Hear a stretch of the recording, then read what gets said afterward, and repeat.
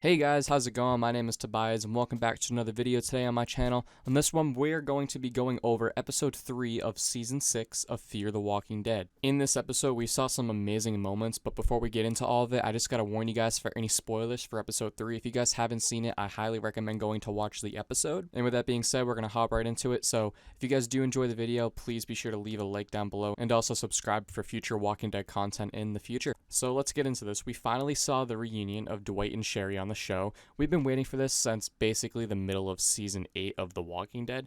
So in our time, it's been about probably 3 years or so. And on the show itself, it's probably been about a year and a half to 2 years. Probably closer to the 2.5 year mark, I'd say. And they finally were reunited with each other. They were building to it throughout the entire episode as Dwight basically mentioned Sherry in almost every sentence that he said. And let me just say, the way that they built this up was amazing. The way that they're doing this entire season has been fantastic so far. I feel like I can actually connect with the characters again. I feel like they're real people for once. And, that's something that we don't really get in the Walking Dead universe as much anymore. We definitely got it back with season 9 and 10 of The Walking Dead, but it still isn't exactly up to season 4, 3, 2, and 1 standards or anything like that as the show used to be. But I should say before I go any further, this is actually my first review for this season. I literally just started this channel. This actually happens to be one of my first 5 uploads, so I'm going to be joining the journey here, and we're going to be going through basically every episode for the rest of the season. But anyways, so let's continue here. Along with the Dwight and Sherry reunion, we also saw some really amazing character building between Althea and Dwight. I really like these characters together. They've kind of built up like a sibling relationship almost. They really care about each other, but only like in a family type of way for obvious reasons. Just the way that they build it up throughout the episode is amazing. I mean, that scene where they're just chilling, having beer and stuff like that, just talking and stuff.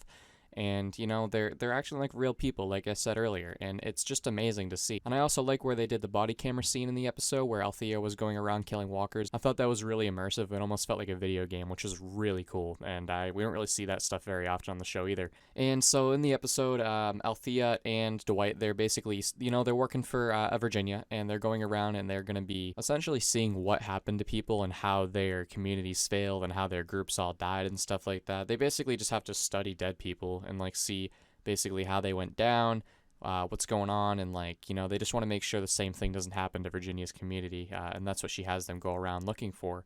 And they also look for supplies and, live people to save and stuff like that as well. That is when they find the people who are infected with the bubonic plague up in that tower. Now, Dwight and Althea go back and forth about if Virginia would even save those people, and it becomes kind of a really sad situation where Althea decides that they're not savable, and they basically lock those people in a room, and they just take off.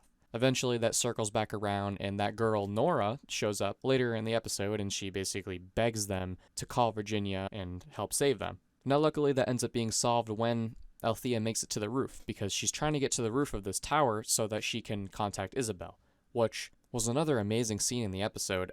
They definitely left that open again. I definitely think we're going to see Isabel again later on this season, but they're just kind of leaving her out there, just letting us all know that she's nearby, she's still alive, nothing's happened to her, and, that storyline is still ongoing.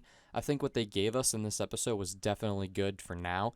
And, it just kind of leaves us with some points to go on to for the rest of the season. And, I think that's really good. They're setting stuff up. And I definitely like the anthology feeling that I'm getting from these episodes as well. That's kind of what they said they were doing. But it's also good that they're connecting each episode slightly in some way. It seems like Morgan is a part of each episode in the slightest, at least. At the beginning of the episode, we started off with Morgan.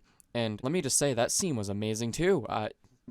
I honestly was just very entertained throughout this entire episode. I'm sorry, I probably said it so many times now, but truly fantastic.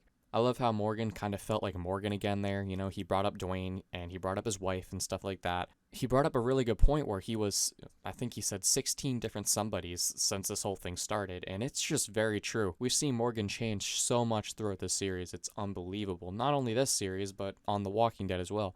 He's gone back and forth between killing is good, killing is bad, killing is good, and, he's had so many different philosophies, and I just think that, it's getting a little old on the show. All these characters being so philosophical in their own way and stuff like that. I just want to see real people. I don't want to see this like really crazy weird dialogue and emotional journey and stuff like that. That stuff works in its own way, but you can't run the whole series around it, and that's definitely, it really showed itself in season 4 and 5. It also showed itself on season 7 and 8 of The Walking Dead as well.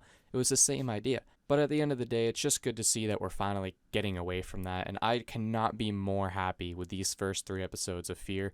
and I cannot wait to see what's coming from the rest of the season. So I think I covered the main points in the episode here, but if I did miss anything, be sure to comment down below and we can have a conversation about it. I can even make a whole nother video based on things that you guys want to hear about, and I will also have a trailer breakdown and stuff like that out for the next episode. I'm going to have a few more videos coming within the next couple of days. Either tonight or tomorrow, we're going to have a Walking Dead World Beyond video, and I'm going to have another video coming after that talking about a very interesting post-credits scene that we got. If you guys are fans of the Rick movie and you guys can't wait for that, then definitely check that video out. I'd highly recommend going to watch World Beyond episode 4, I believe it is, first though, and wait all the way to the very end after the trailer for next episode. There is a post-credit scene. You do not want to miss this. Some very big information, and, you know, it's really exciting that we're getting it all. So if you guys did enjoy the review, please be sure, like I said, to drop a like down below, and I will see you guys all in the next video. I thank you so much for watching this long. If you have any suggestions for my channel or anything like that, like I said, leave a comment down below and I will definitely respond to those. And that's it for this video, guys. I'll see you all very soon.